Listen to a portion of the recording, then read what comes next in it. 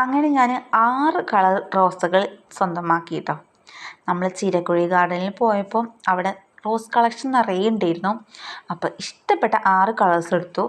4 combo offer ആയിരുന്നു, 100 രൂപ കേട്ടോ. പിന്നെ 2 ചട്ടിയിലായിരുന്നു, 125 രൂപ.